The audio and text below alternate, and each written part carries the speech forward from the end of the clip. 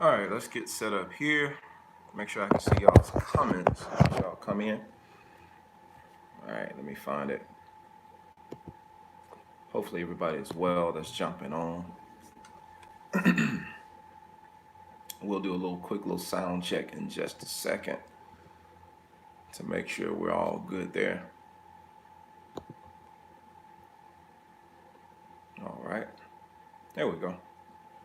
I have your comments pulled up where I can see those. What's up to everybody jumping on? How y'all this morning?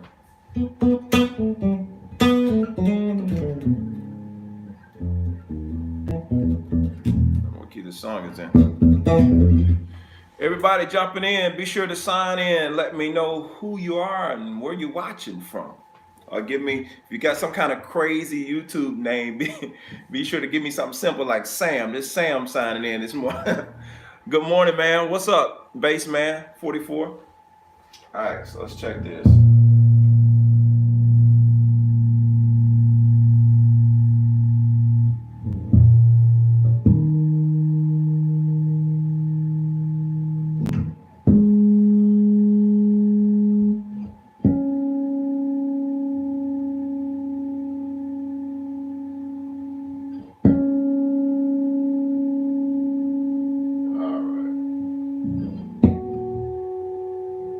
Come on around, everybody.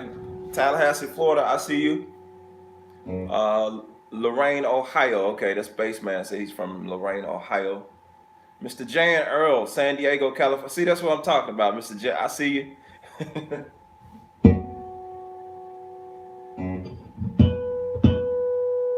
San Diego. It's kind of early over there, ain't it? Like real early.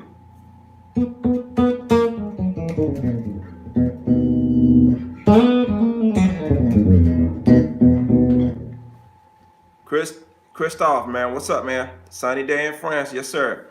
Brazil, I see you. Adamir, all right. Austin, Texas is in the house. Y'all, come on in. Come on in. Wow, 425. That's some. I don't know if you're just tuning in because I'm on here, man. Thank you so much. I feel honored because if somebody else was on here at 425, I'm gonna be honest with you. I got 3 kids. I would be rolling over right now, sleep, trying to get all I can get for that last hour. So, all right. So, as you guys know, most of the times, because it's so early, not because I'm just now waking up, I've been up for a while, but I got a lot more on my plate right now. So, Tyrone, I see you, man. Y'all can keep speaking as you jump. You're not going to interrupt me if you speak as we're getting started. So I have no problem with you commenting. If I don't get to you right away, I will acknowledge you. But yeah, continue to let me know who you are watching this morning. So real quick, before I get too far in here, I want to make sure you guys can hear everything okay. I see you, my bass is way too, okay, let's see.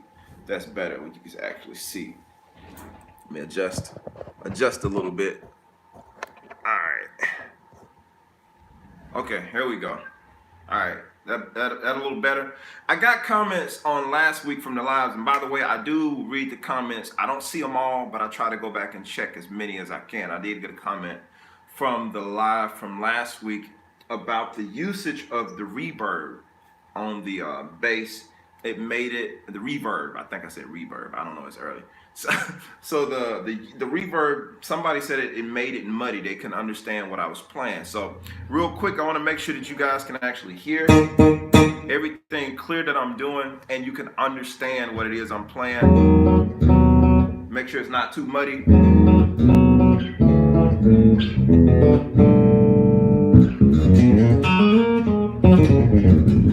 So I'm just doing a quick little sound check for you guys. Just make sure you can hear me. Yo, those are fresh strings, by the way. SIT. Thank you for that. You said not muddy at all.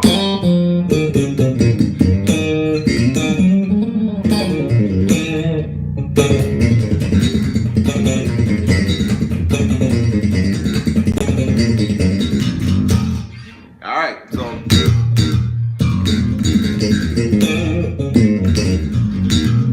something about new strings make you want to play.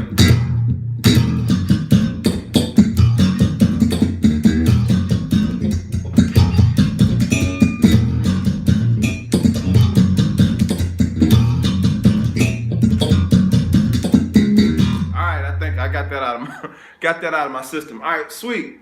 So everybody's saying they can hear everything pretty good. So like I was saying earlier, I've been getting appreciate that everybody's chiming in. I've been didn't really get a chance to practice this morning like I normally try to do before I get on here. Had a lot that I'm working on, and I actually got up pretty early. I was up before 5:30, so that was pretty good for me. I normally be struggling. My alarm goes off at 5:30, but you know it's between like 5:30 and 5:45 before I actually like get myself together. So I did pretty good. I woke up before my alarm went off. But as you guys know, I don't know if you follow me on Facebook. If you don't, maybe you should. But I put out a post the other day. I'm working on a book, my first book. I'm super excited about it. I'm not going to reveal the title just yet, but do know that it's going to be something that's really, really helpful for musicians. And I've been writing on that for the past couple of weeks now and just really digging into writing that. So I'm making that part of my morning regimen as well. Best regards from Budapest, man. What's up?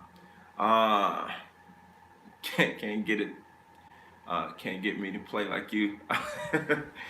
Hey, that reminds me, by the way, before I forget to mention this, I also posted, if some of you guys saw this, I posted that I have 18 slots available. Now, it's no longer 18, obviously. I'm not going to say how many are left.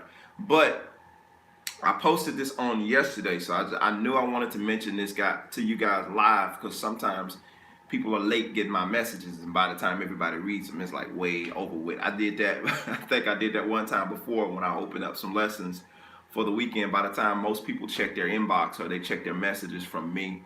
Thank you, man, for the congrats on the book. Yeah, like I said, it's coming along well, and yeah, I'll keep you guys posted as to the progress of that. I'm on chapter 2. I'll let you know that much. I'm working on chapter 2, so we've gotten through the other stuff concerning the book, and we've, you know, the preface and the introduction and all the table of contents and, you know, all the preliminary stuff. And so now we're in the chapter 2.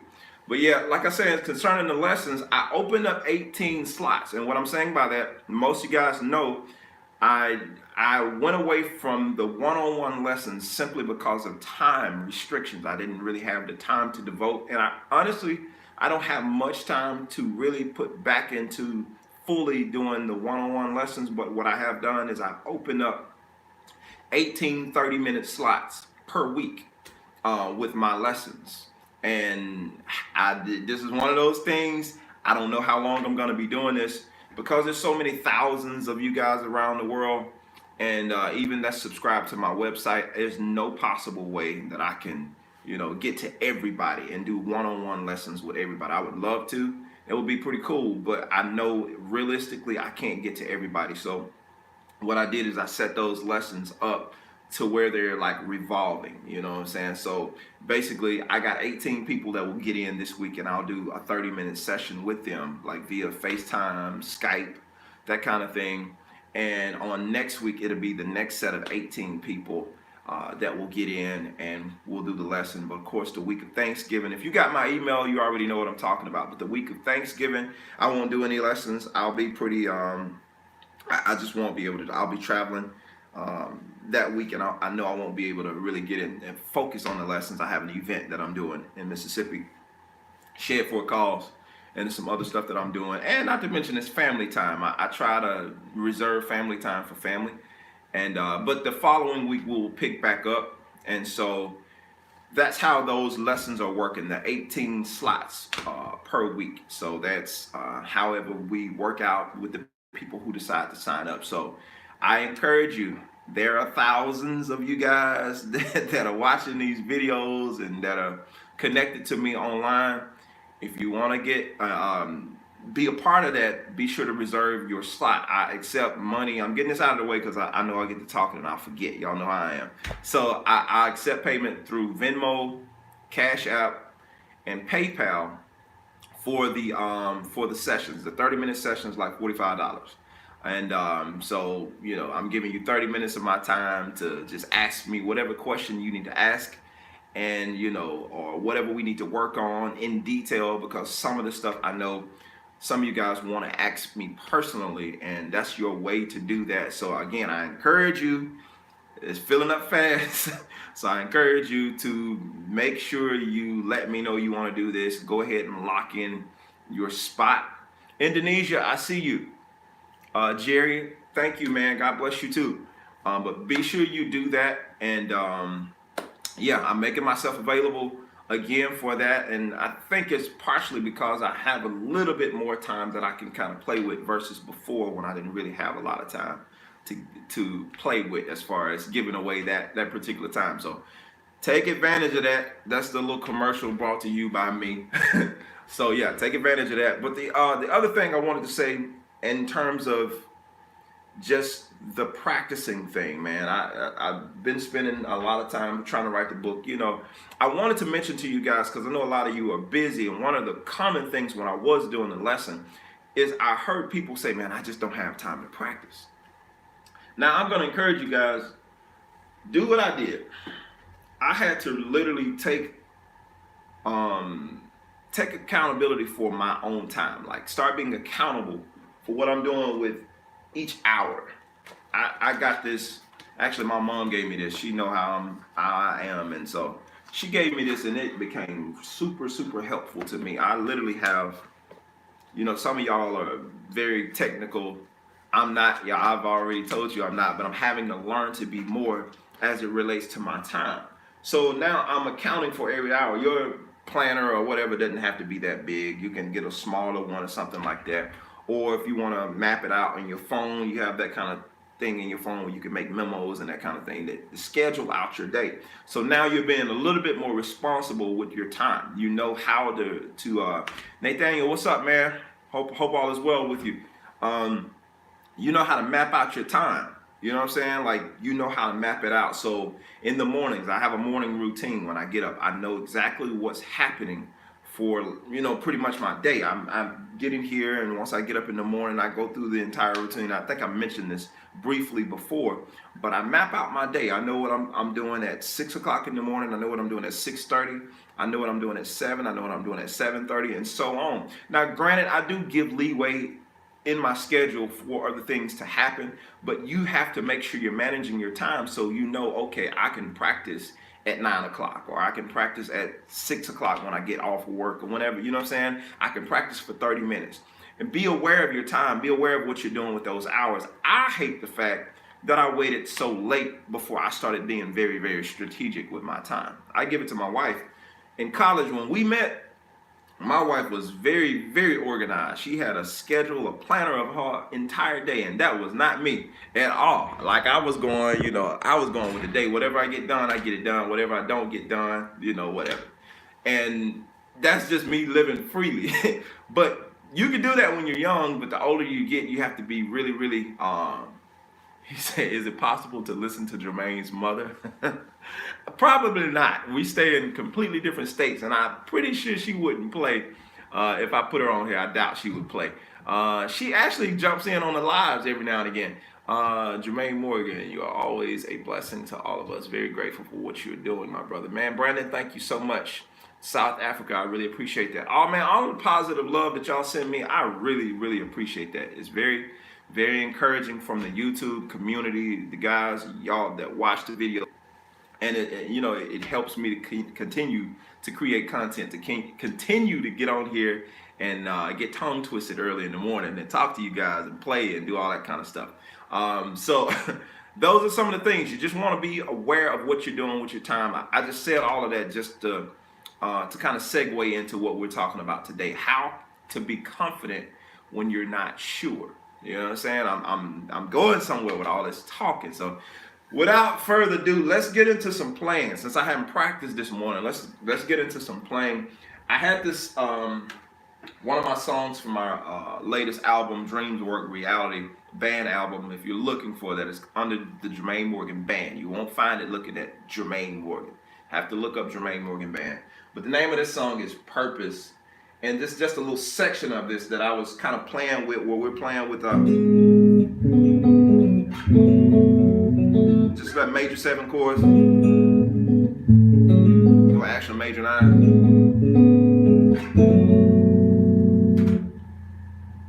I'm just just going back and forth and doing some improvisation between those two chords.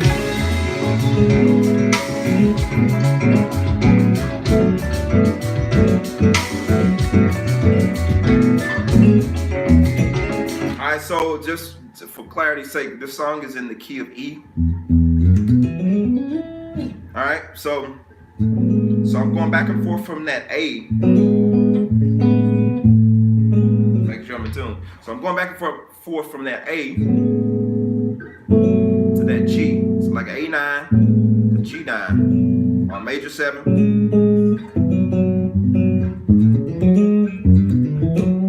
And so I'm just really just warming my fingers up instead of just doing a scale, just kind of getting my mind and getting my ears to working and just seeing how many things I can do, not really worrying about the mistakes. And part of that in my practice time, being confident with not being comfortable. So being confident with that, being like what they said, get used to being uncomfortable, so to speak. So I just turned this on and put a loop section on. I haven't been playing through it at all. I just pulled the song up. I knew it was something that I wanted to work on, but just opening it up and starting it and just kind of seeing what comes out and getting in the process of being okay with that. And so this is what you're finna hear me doing. I'm doing it in front of you, so you're gonna hear all of my mistakes, all of my mess ups. But it's part of me working on that muscle of getting comfortable being uncomfortable. And so that's one of the ways how we start to build that confidence with not being sure. All right, so here we go. We'll play through this a little while, and I'll practice and play through some ideas, and then we'll stop and talk about it.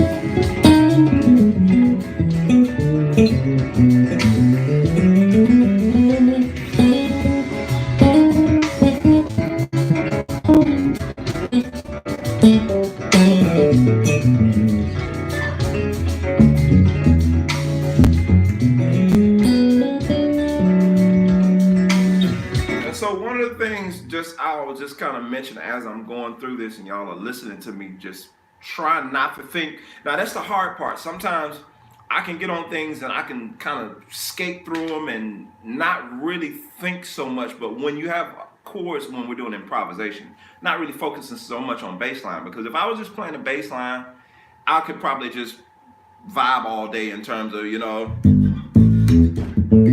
I'll do it for example.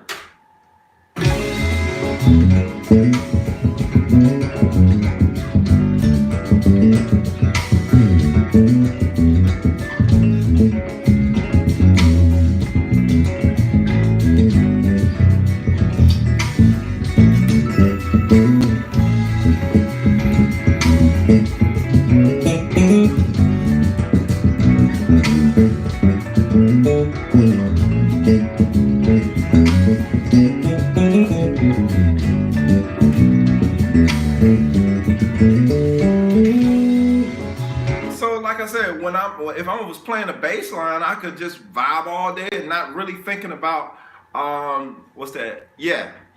Christoph. So yeah, it's definitely A major 7 to G major 7, but it's that added ninth in there as well that you're hearing in the chord.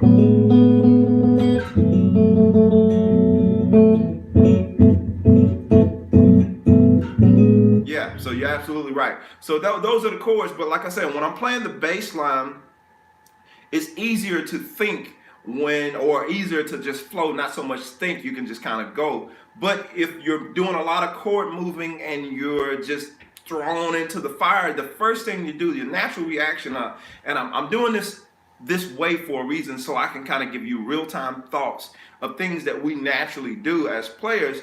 You naturally start trying to think, what can I do here? How can I make this work? Instead of just allowing the ideas to flow. And so you have to get to that point to where you relax your brain, find something comfortable that you can kind of, a theme, so to speak, that you can kind of build off of instead of just kind of fishing for ideas. You know, you could take an idea and start building off an idea. And if once that idea makes sense to you, start building off of that.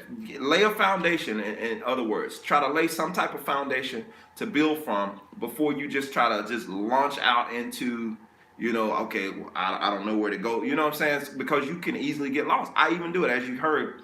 I even do it from time to time because it's just that natural panic reaction. Not so much panic, but it's that natural, okay, I'm trying to, instead of just calming down, relaxing, and let me analyze the situation and see what's the best approach, and just let it come naturally and let it be free rather than me forcing it. So a few things I have going on with this particular track. I'm not sure if many of you caught it, but this track right off the bat, it's an odd time signature. That's one thing. You have to be able to feel the time signature. Not so much count it, because if you're trying to count and you're trying to play solos and all that kind of stuff, you're going to get lost at some point.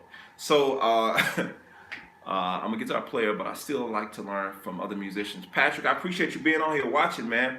Hopefully I'm able to shine some light on some things for you. A good friend of mine, David Fingers Haynes. If you've never heard of him, look him up after this video on YouTube. David Fingers Haynes, an amazing musician. He plays literally a pad for drums. He can play the real drum set, amazing on a real drum set, but he plays this little machine and literally plays it like a real drum set. But his sense of timing is ridiculous, and he literally helped me with understanding time probably about 10 years ago, when he and I would get together and just kind of jam out, and he would help me in terms of working on my time.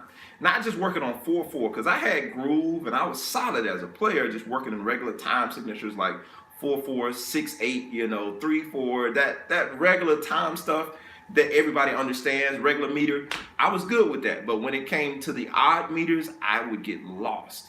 And he told me something about feeling it instead of trying to count it. Because I'm telling you the type of stuff this guy would do. We would take a groove. He had me playing in random stuff like 9/8 or whatever the case may be. Just these random times, whatever time he decided to start playing. And he said, play me a groove, and he'll just start playing. And I'm holding the groove down with the bass, and he'll start soloing in a different time signature over this already odd time signature. So I'm lost. And it would completely blow me away, because I would see him giving me the one while he's taking a solo. And I'm sitting here like, we're already playing in 9. This dude is taking a solo in 7, and he's giving me the one still for 9. So I was lost, to say the least. So I learned from that experience, though, how to start feeling the pulse and start feeling the time as opposed to trying to count the time. So here, I'm listening for elements that allow me to feel it instead of trying to 1, 2, 3, 4, 5, 6, 7, 1, 2. I don't do that. When I'm playing in odd time signatures, once I've established what the feel of it is, I'm not worried about, okay, how to count it. I know where it's falling. So here we go.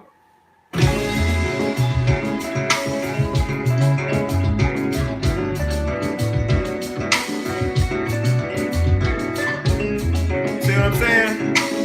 But I don't focus on count. I'm focusing on feel. So so now if I'm thrown in a situation where I have to play and create something that's odd like that, I'm not going to go into panic mode and sit there and start trying to. I'm listening to the groove. I'm trying to see where I fit in. So now, as a bass player, I'm going to establish the foundation. That's the biggest thing on my mind before I even solo, is establishing foundation. Because let's be honest, as a bass player in a song like that, you're not just going to immediately be thrown into a solo. Nobody's going to ask you to play a solo right out the gate in a song like that. I see we're getting some a bad connection or something here. Again, man, it's like every time I go live, it wants to rain or have bad weather or something. But anyway, so my biggest thing is to try to establish a foundation. So that's what I'm gonna do.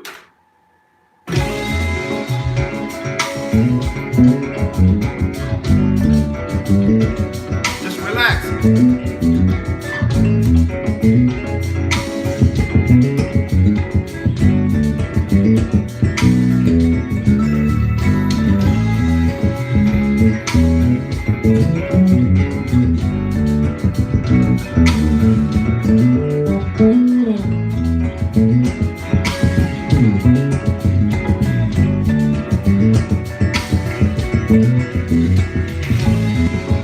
Yes, and seven.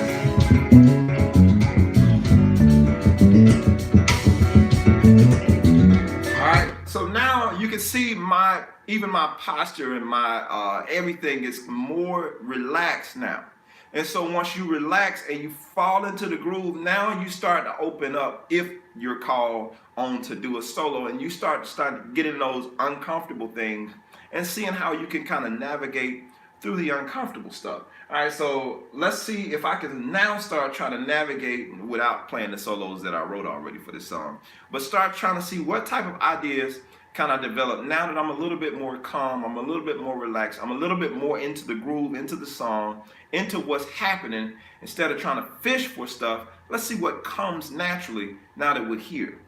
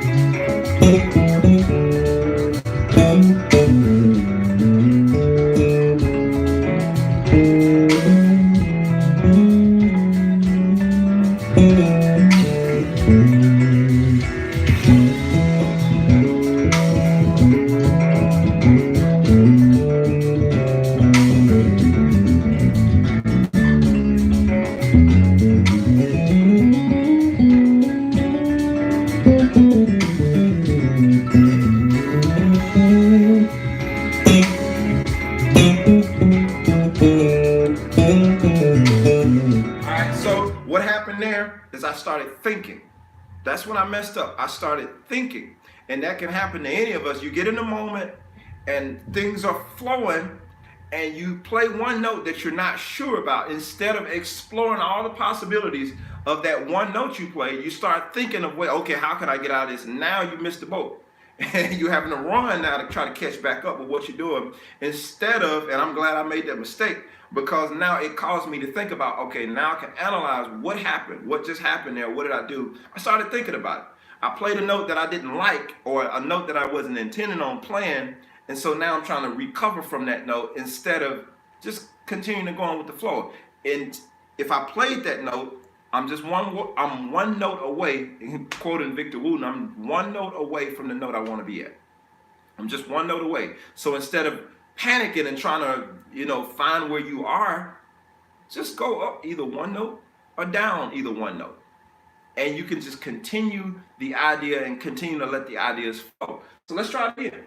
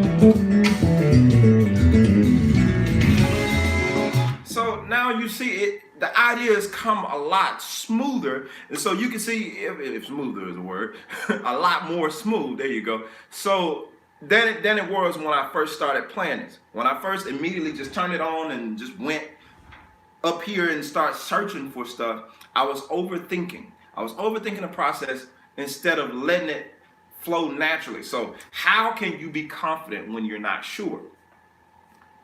Stop and analyze the situation. Lay back for a second. Don't panic. And okay, what situations would cause you to be uncomfortable?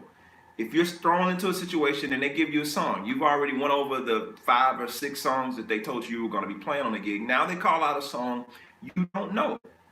First of all, relax. It's okay. It's not the end of the world. If you're on the gig and they call out a song you don't know, don't panic. That's the number one thing. Don't panic. Why do I know this? I've been there more than one time, more than 2 times, more than I'd like to admit. They call out something I don't know, and I immediately go into panic mode instead of relaxing my brain and allowing myself, especially if you know numbers or something like that, if they can feed you the notes or they can feed you the numbers, and you're familiar with your fretboard. If you put, here's the thing now, here's the kicker. I will say this, there's always an exception to the rule. If you don't spend any time learning your instrument, learning your fretboard, okay, yeah, you probably got something to panic about. Because if they start calling out numbers and you're not sure about numbers because you hadn't spent any time with that kind of thing, yeah, you might need to be in panic mode until you kind of figure out what it is you're doing. But after you've gotten to a point, and I don't mean being a virtuoso and being able to solo all over the song. That's not what I'm saying. That's not necessary for you to get through a song and to be able to nail it. There are songs matter of fact, I filled in at a church this past week, and I got the call at the last minute. Like I got the call like Saturday night to come play for this service for someone. I didn't get any music. I got a song list, and I listened to it on the way to the place. Some of the stuff I already knew. Other things is like, we could teach it to you right there on the spot. And it was some old stuff that I kind of knew, some stuff I didn't know. But it's like one of those things, if you relax and you remain confident, and I know how to play this instrument.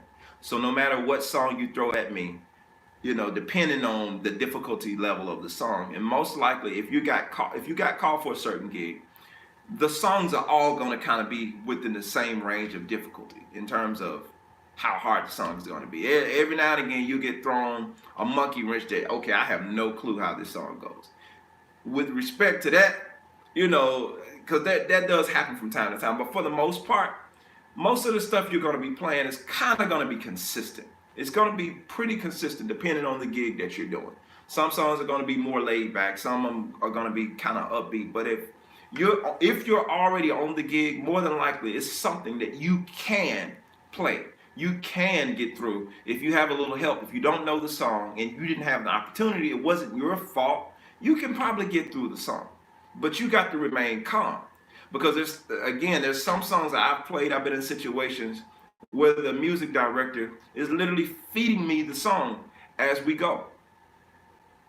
No, I'm not talking about bass players that went to school. Not at all. I didn't go to school, just to be clear, I didn't go to school to learn to play bass. I didn't go to school for that. I did attend college when I was younger, obviously, but I attended college, but I was already playing by the time I went to college. I was already playing music. I was already playing guitar and playing bass. And I always tell you guys that have been on here before, I'm not the most technical guy in the world. So when I actually took music theory many moons ago, I took it to pass the class, if that makes any sense. I took it as I would take math or calculus or English or something like that. It's like some of it can't really say English, but like calculus and those type of classes that you don't use on a regular basis, those type of skills. That's the way I took that class, music theories, the theory classes that I took. And I took them simply to pass the class.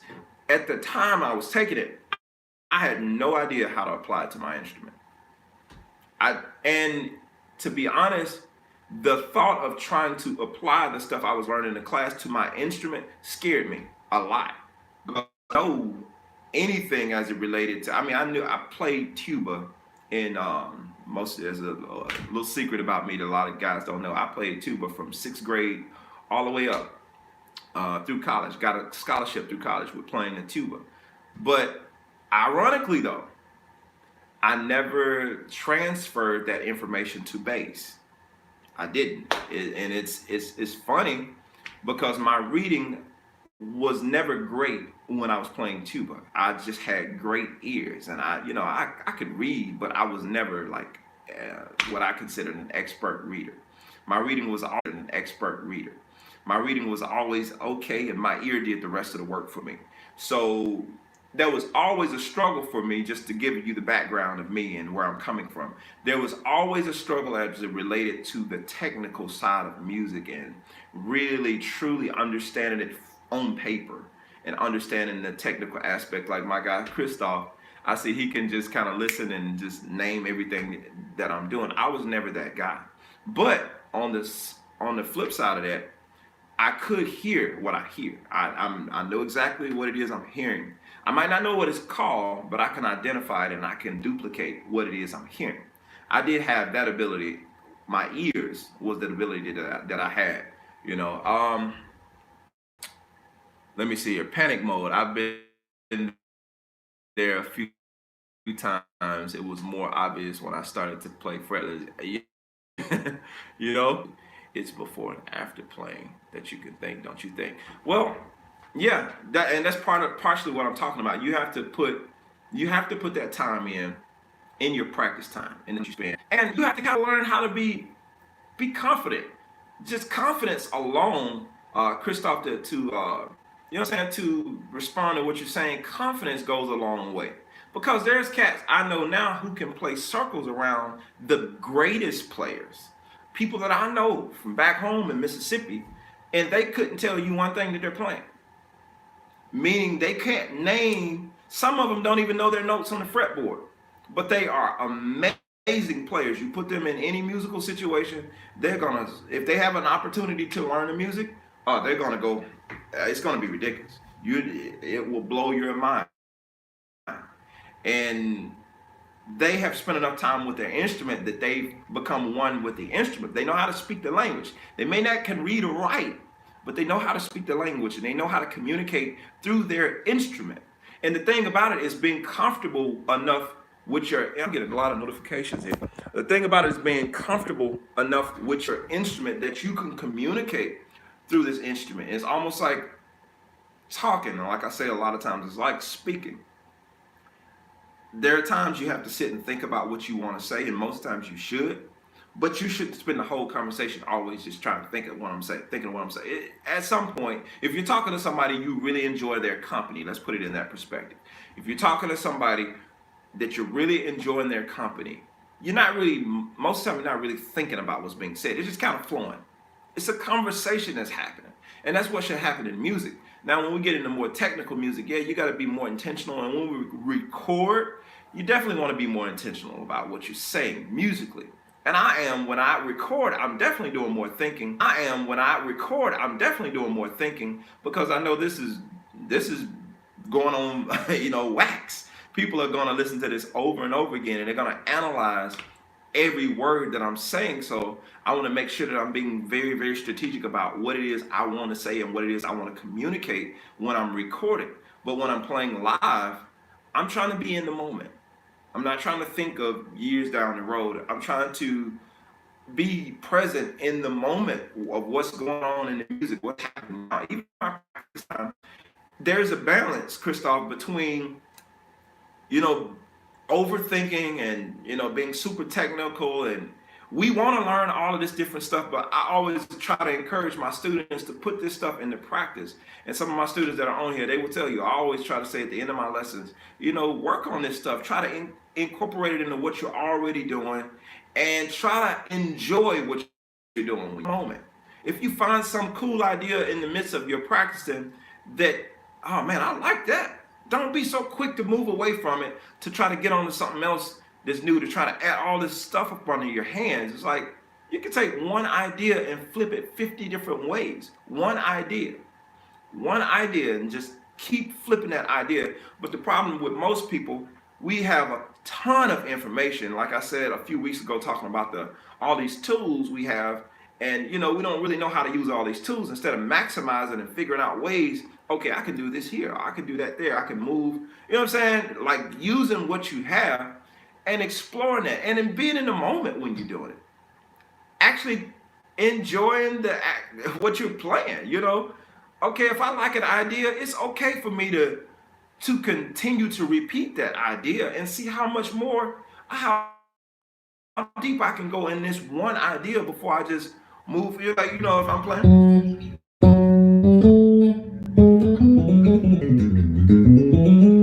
that's one idea, but how many different ways can I explore that one idea instead of just rushing on to something else?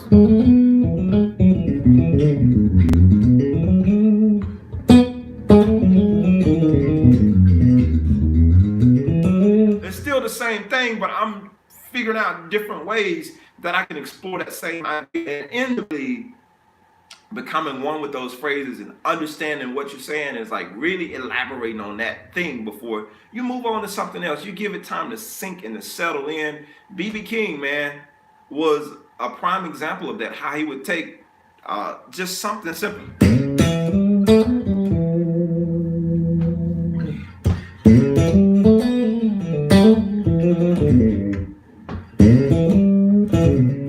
It's that same thing. It's that same thing, like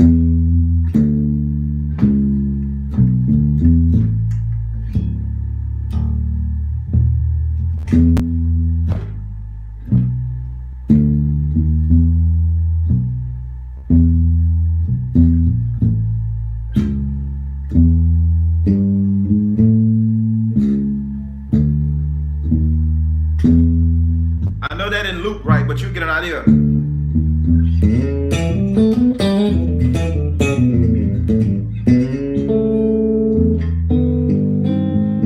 Same thing.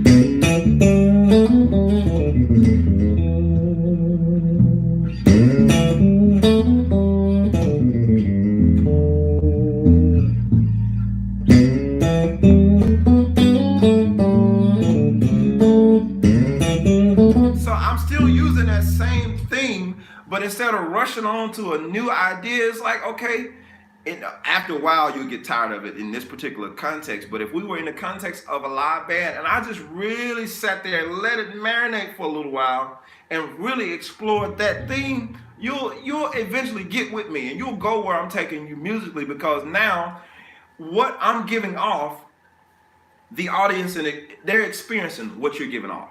So if you're giving off tension, if you're giving off not being sure, the audience they're responding to that. So that's why you can take players, and I'm going to answer a myth for not a myth, but something that I know puzzle a lot of you players, especially you better players. You can take a player who's not as good as you, or somebody who doesn't have the skill that you possess, with being able to know everything on the fretboard and know all the scales and all the licks and all this kind of stuff. But they are more effective when they play live than you are. And you can't figure it out.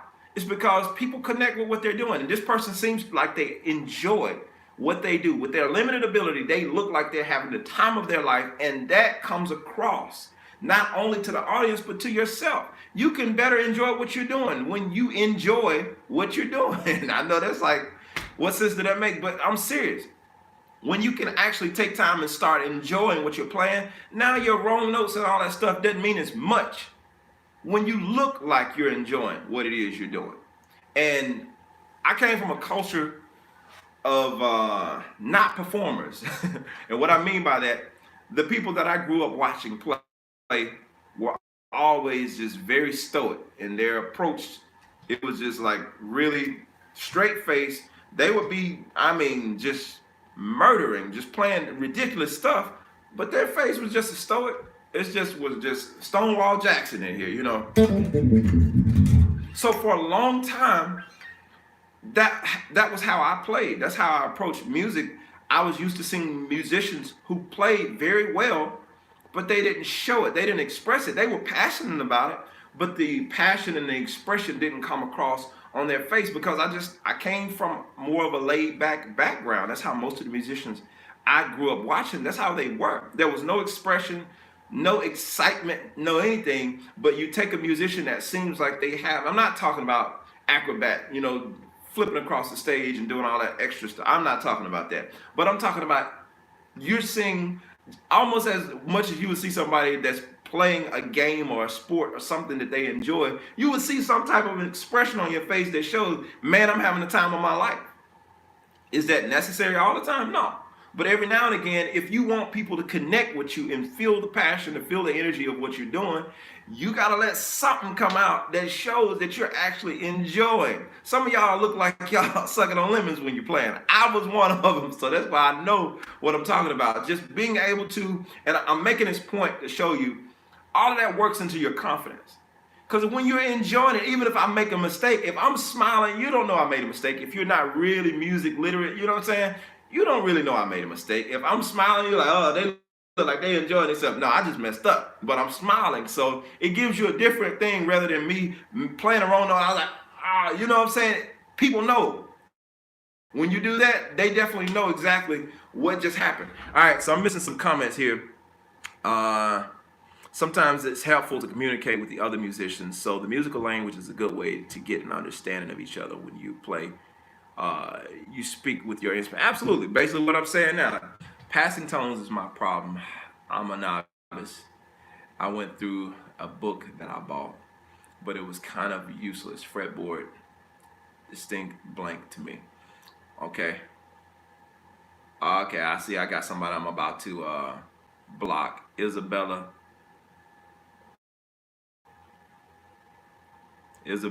showing some little hate right now, so we're going to go ahead and block you. Let's see here. How do I do that? Give me just a minute, guys.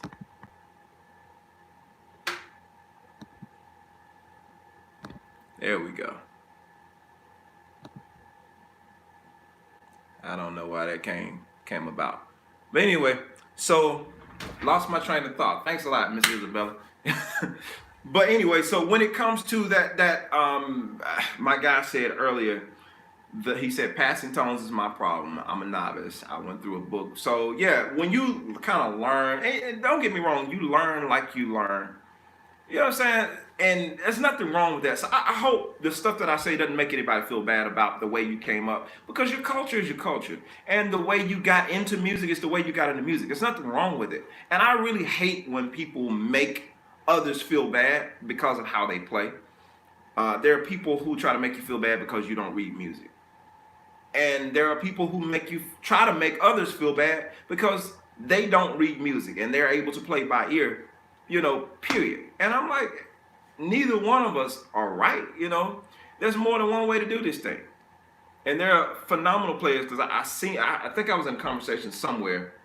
It might have been on here. I can't remember. I talk so much to different people. But it might have been on here where somebody was talking about players who only read music. It's hard for them to fit into a situation where all the musicians are playing by ear. And that's not necessarily a rule of thumb. I think that's an opinion, because there are many musicians that I know who do read music and they also play by ear, and they can work in any situation. You put a sheet of music in front of them and they're gonna nail that piece of music. And if you put them in a situation where there is no music, they have to learn all the music by ear, they're gonna nail that situation. I think it's a matter of culture and it's a matter of exposure. It's about what you're exposed to and what you train yourself to do. If you train yourself only to read music and to rely solely on books and to rely solely on theory and notes on paper, yeah, that's going to be your strong suit. That's going to be all you know. But if you begin to train your ear, we all have the ability to train our ear. Now, is everybody going to have an ear like mine? Probably not. I don't even have an ear like some other people that I hear play. But that's okay. You can still work with what you have and be confident. The whole point of this is to be confident, man, with what you have to work with. It doesn't matter if it doesn't sound like everybody else. You know what I'm saying? Take a solo, and if it's only Mary Had a Little Lamb over a groove like like the one I was playing earlier, just be confident in what you deliver and know it's okay. Like I'll take something simple here. Here we go. Let me see if it allows me to do it. Let me say this: for most people, the groove that I'm playing here, I realize because I haven't always been at this level of playing, so I do realize this would be hard. And before I even play that, side note, I know we chasing a lot of rabbits this morning, but one of the things I want to say, I'm saying all this stuff because I want to cover a lot of ground when I'm here on these lives with y'all. And there's so much I want to share. There's so much I want to add to you that I wish I had known in the early years of my playing. So that's why I kind of go to all these different places and I share all this information because I'm trying to help as many people as I can that are dealing with multiple things. So I try to make the most of our hour that we're here. Hey, it's not necessarily it's not necessary, guys, that you have to talk to Isabella. She done her damage. There's no, I appreciate it, but it's not necessary. We don't even have to respond to that. So yeah. So in this regard, like I used to struggle with connecting and being able to continue. If I had an idea, I would have a lick, but I didn't know how to make that continue to go. So if I had something like, that's all I would have. And if I was playing, what is it?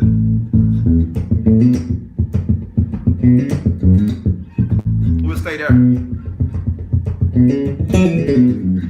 I would run out of ideas really quick. I have like one or two go-to licks, and the rest I didn't know how to continue to connect the ideas to make it continue to go. So I do understand. So you have to learn, and how I got to the point now to where it's fluent. It's definitely learning learning more vocabulary for one, listening to more people, transcribing what other people were doing as much as I can. Like we were talking about that. And just listening to how other people do it and trusting my voice, learning to sing. If I knew somebody solo, in a good way you can start, a practical way that you can actually start doing this today, because I know some of y'all say, okay, where do I go to learn more vocabulary? I got to learn more skills. Nope. You don't have to go learn more skills. A way that you can do it starting today, and I'm going to challenge y'all, starting today, take your favorite song. Your favorite song. I'll use a random song. Let's go My Girl.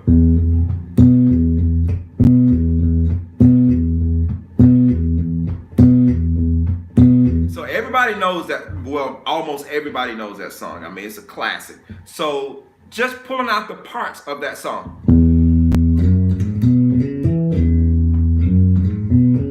After that, boom, boom, boom, boom.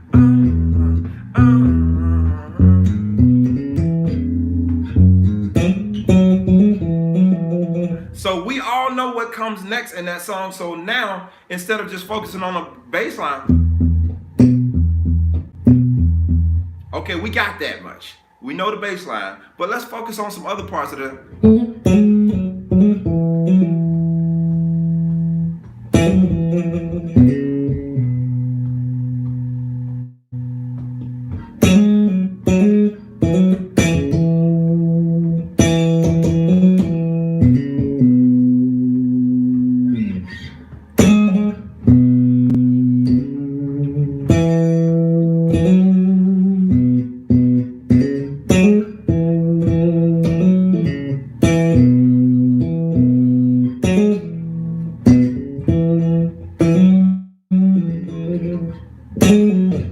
Saying? So I just took the melody of what I know. I think I know the words, but you know what I'm saying? I'm taking what I know that is already the melody, because you hear it in your head. Even if you don't sing that well, this can take the place of you singing.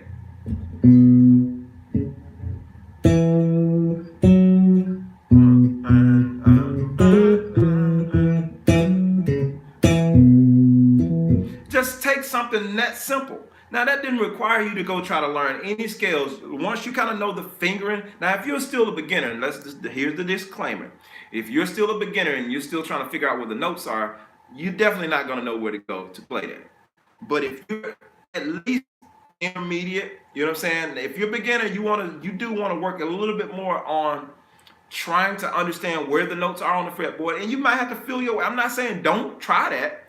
You might have to feel your way around the fretboard before you figure out where everything is, but take the time and do that. If you want to learn to get into improvisation and all that kind of stuff, you got to start somewhere. Start learning songs, start learning melodies. That's how you get into improvisation. Improvisation is just a lot of melodies. You taking melodies and going in and out, little, different stuff with melodies. That's all it is.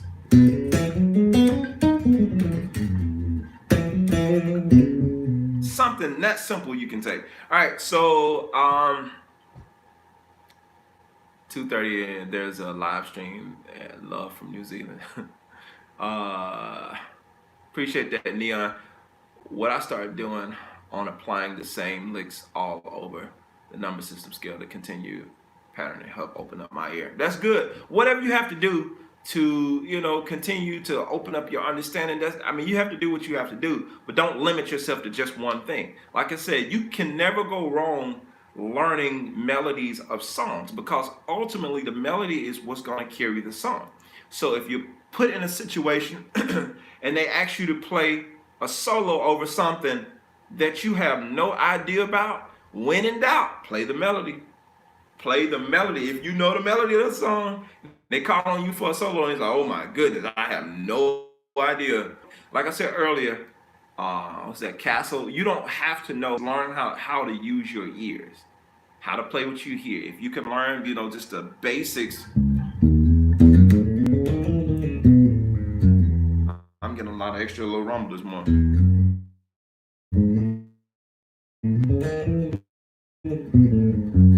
Learn how to use your ears and play just the regular major scale and build from there. You know what I'm saying? You don't have to learn all of the skills before you start really digging in and before you start really playing. All right, Jermaine, there's a lot of music out there. Learn all of your modes unconsciously. Does that make sense? I have you covered that. Ecstatic. Okay, so with that question, it's hard to just say specifically, give you the answer for that, because like you said, there's a lot of music. Honestly, there's no way I can answer to tell you, hey, learn this song and it's going to teach you, or learn this type of music and it's going to teach you all your modes. Because I can say just go to jazz fusion, and if you're trying to get into really using the modes and that weird stuff, just listen to a bunch of jazz fusion, and that's going to open up. I guess I'll make it more genre specific. If you're trying to open up your mind and open up your ears to understanding, or not saying understanding, let me clarify, hearing the modes being used in a lot of different ways, jazz and jazz fusion, you have to kind of get over into a little bit more expressive music when you want to hear those other type things, because in popular music and more traditional music, you're going to hear the main go-tos. You're going to hear stuff like the major pentatonic, minor pentatonic. Those are the two major things you're going to hear in popular music, or in main music, or in gospel music. You're going to hear minor and major pentatonic. MC Gill, I see you. Two main things. Major and minor scales are the other two things you're going to hear the most of. In just regular music, that's what you're going to do. But the pentatonics, you're going to hear that pretty much all the time. And across the board, somebody says pentatonics are all over the place. Yes, you're going to hear that across the board in almost every genre. You're going to hear the major and minor pentatonics. So learn those, major and minor pentatonics. Now, the other modes, as you get and as you explore, I've done a lot of talking extensively about the modes and using the modes, especially in gospel music, gospel quartet, just using, and modes in particular, I've dealt with the Dorian, the Ionian, the Lydian, the Mixolydian, the Aeolian, those type modes, Phrygian. I've dealt with those kind of extensively here on YouTube, as well as in my monthly membership lessons. And I haven't really dealt so much with improvisation, because there's tons of videos on YouTube. Everybody's teaching you how to, do improvisation using the modes, but very few people tell you about how to use the modes in grooves.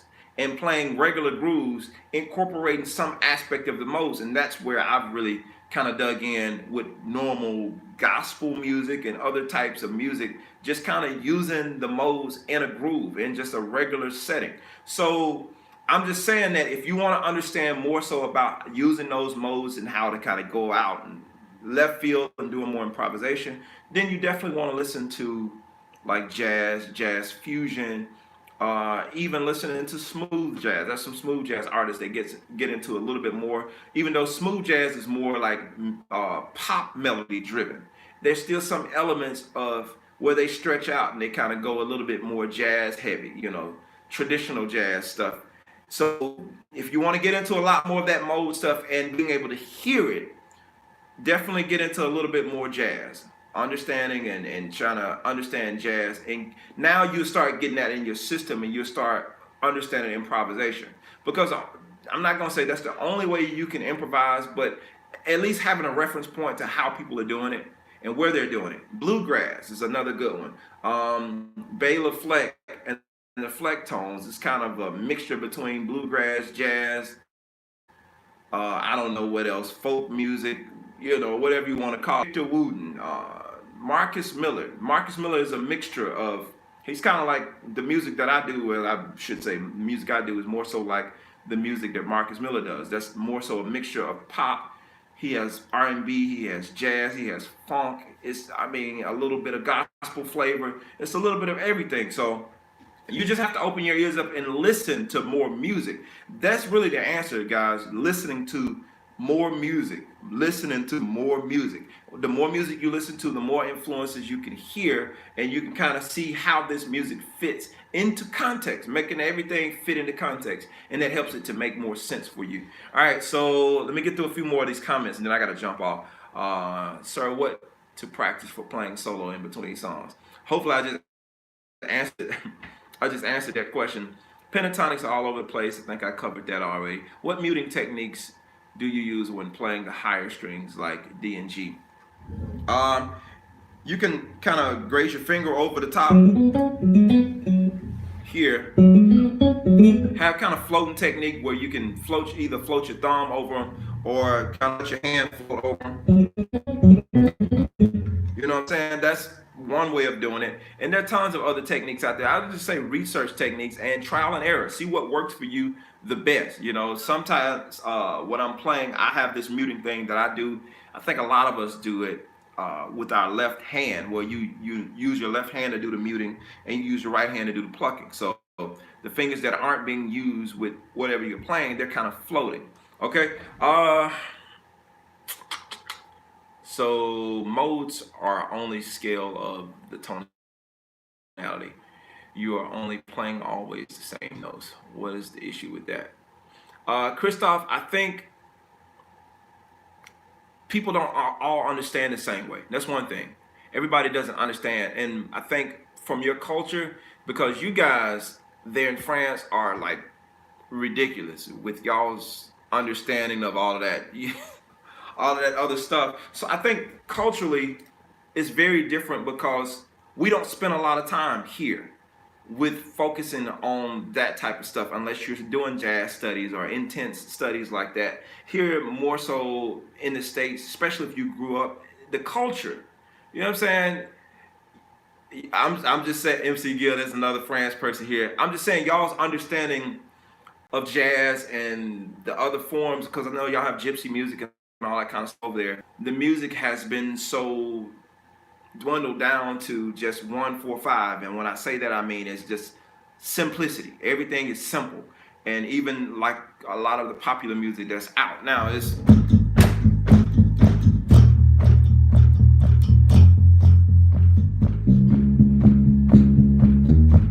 that's pretty much majority of our music are.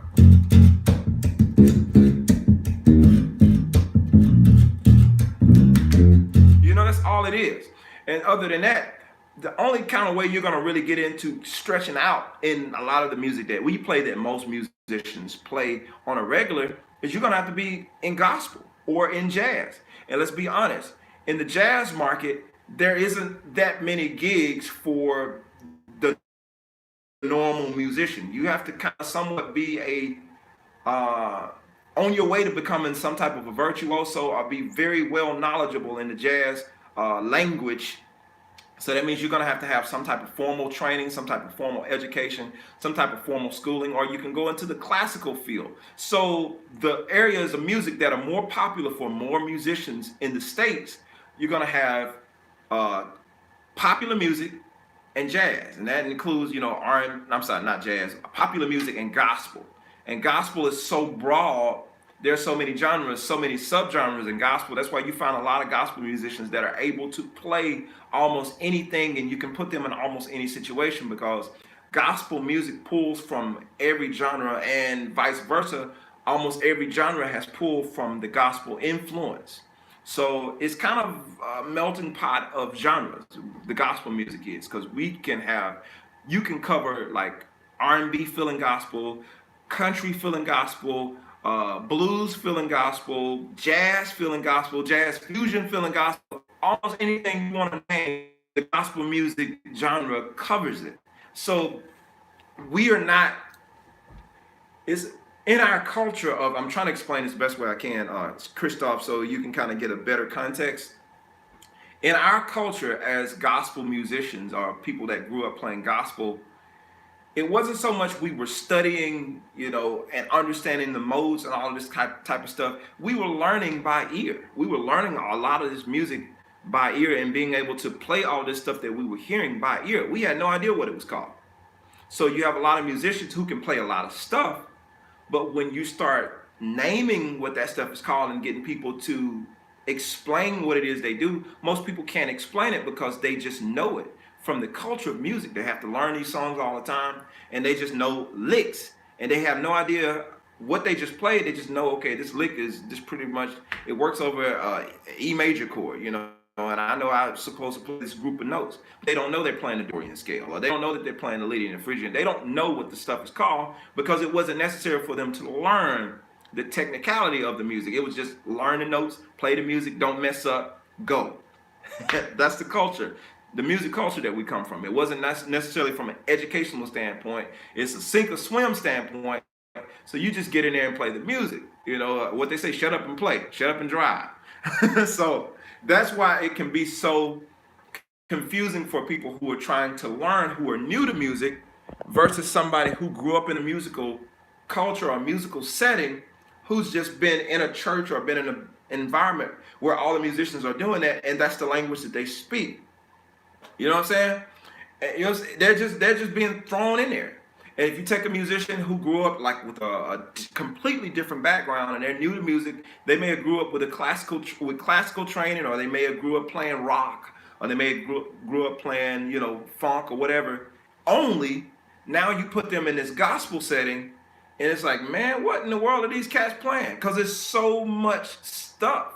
You know what I'm saying? There's so much music that comes with just growing up in a gospel type setting. So I don't know what other kind of way to explain it. I hope that brought some clarity for people who are not used to understanding that gospel culture or the culture of musicians now, especially when you see them with the church videos.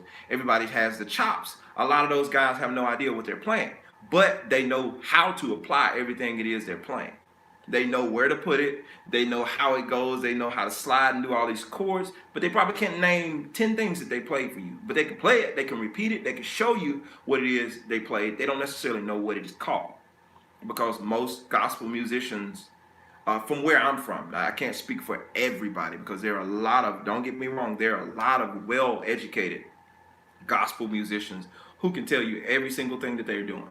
They're very educated, but education, when it comes to playing gospel music, is not at the forefront. Music education, as far as the technical aspect, is more so about ear training. From my culture is more so about ear training. Make sure you're really strong in the area of your ears, being able to hear. And it's built more so on flow and on the moment and being in the musical moment than being confident on stage in improvisation, and even in your band. To hit me up with that stuff. And I used to play in church. Let me see, gospel music opened up my playing. Sweet Maurice, I used to play in church, but I don't like playing the song's exactly like the record because I feel, why don't you just put the CD on if you want to add or change it? Okay, I see what you're saying. You don't like playing verbatim to the record. It depends on the culture. Some people like verbatim record. That's all they want, and some people like you to stretch out. It just, even in gospel community, it depends on where you're playing at and what's the musical culture there, or what's your music director's culture. It has a lot to do with that. So I understand both ways. Me, I try to learn it exactly like it is on the record for the most part, as far as the meat and potatoes. And then once we've established what that is, then I start adding my influence. Because the worst thing you want to do is add too much of your influence to what you take away the character of the song. So I try not to, even though I have an identity, you can, you know, add your identity to the song. You always want to make it you when you're playing it. If I'm playing a song that Andrew Couché originally played, of course he's going to play some really sweet stuff. And any stuff he played in a gospel song, you're going to want to do it. But at the same time, I want to do it in a way where I'm paying respect to what he played, but I want to, add my swag to it. I want to add my vibe. I want to add Jermaine to it as well, with respect to the music. Because at the forefront is the music. It's going to always be the music. Not me as an individual player, but it's the music. It's about the song, not me. If I want to have it all about me, I'll just do my solo stuff. And I can play as much stuff as I want, and I can solo as much as I want and do as much as I want because it's my show. But when it's not about me, I try to be an asset to the musical situation, adding, the stuff that I know instead of superimposing me on the music. It's different. Superimposing myself on the music versus, injecting a little bit of myself into the music. It's a completely different thing. I may be using the wrong terminology for y'all English majors out there. You see what I'm saying? So that's kind of my approach. I'm not saying what you're doing is wrong. I get it. I came from that background. I came from that culture. But you have to make sure, because that can be the determining factor in whether you get called for certain gigs. Because people can be looking at that, okay, they're good, but they don't play the music. Me as a musical director and as a producer, when I call in certain players to play on songs, and this is the last thing I'll leave with you guys. As a producer and as a songwriter, when I'm writing songs and I have a vision of how I want this song to be. I already, being a multi-instrumentalist, I've already played the keyboard part out. I've already, mapped out what I want the drums to do.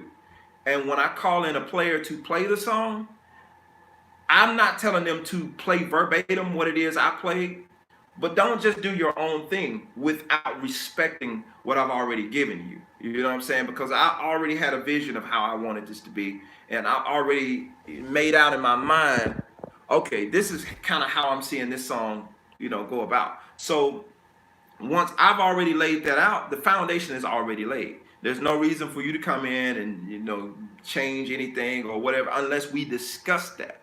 You know what I'm saying? So as a player, you have to be mindful of those things when you're going in a musical situation. If you're the producer, you can do whatever you want. But if the producer or musical director already has a vision for where they want this song to go or how they want this thing to land, you have to make sure you're kind of in order with what it is, the visionary or the person who called you. You have to make sure you're giving them what they want, not just what you want. It's not about your musical satisfaction all the time. You want to enjoy it and have as much fun as you can with respect, always with respect to the music. All right. You're giving more than music. Thanks for your inspiration. What would you recommend as necessary for playing open mic jams? Show up. If you're trying to do some open mic stuff, show up, go listen to the type of stuff. I wouldn't show up the first night with my bass ready to play. If I wanted to do an open mic jam and I know I don't know all the music that they're doing, first thing I would do is kind of show up and get a feel for it and get a vibe for what's going on. What are they doing? And if I've been there long enough and I got to kind of feel like if I'm there for an hour or two, I see, okay, they're doing a lot of stuff that I already know, well, then that might be an opportunity for you to pull your bass out and go up there and play, or pull your guitar or whatever you do and go sit in and play something. But if you're completely oblivious, you have no idea, and you sit there a whole 2 hours and they don't play anything you probably want to stay seated. Because what you're going to do is probably get up there and embarrass yourself. Going back to what I talked about earlier, about being confident. Most of the times you can be confident when you're in a situation where you have some type of going on, make a fool of you. Sit and listen, get a feel for what's going on. And after listening, what? I like to come sit in, make some connections, build some relationships, that kind of thing. If that's the environment that you're trying to get involved in, go talk to somebody. Yeah, man, I like to come sit in sometime. I like, know some of the stuff y'all playing. Go home and listen to it, and then come back the next week after you've, had an opportunity to kind of get familiar with what they're doing. Then try to sit in and see how that goes. So that's my 2 cents on that. This is all this stuff is my opinion, my personal opinion. It's not law. It's not the way it has to be, but it's stuff that's worked for me. So yeah, I'm sharing with you guys from trial and error. So again, I just want to reiterate, as I said at the beginning of this, 18 slots from week to week that we're doing these lessons. So if you want to, be sure to jump on those. Check my post. I post in the community feed about my lessons, so be sure to check that out if you're interested in that, and or send me an email, jmorganbase@gmail.com, if you're interested in the lessons and one of the spots, the one-on-one spots with Skype or FaceTime. And other than that, y'all, I'll catch y'all on the next video. Thank you so much. If you didn't watch my last video, why I play 6 strings, 4 reasons why I play 6 strings, be sure to go back and watch that. And thank you. Get this video a thumbs up. Help me get this video high in the rankings. Be sure to comment. You can come back later and leave a comment. You just comment 1, 2, 3, 4, 5. It don't make no sense. I mean, it make no difference what you put. Just help me to get these videos seen, and I really appreciate y'all. If this has been helpful to y'all, please let somebody know. We're here every Tuesday morning, and I genuinely appreciate you guys for hanging with me. I got to get out of here. I've been on here way too long. And take care. I'm out. All right. Peace.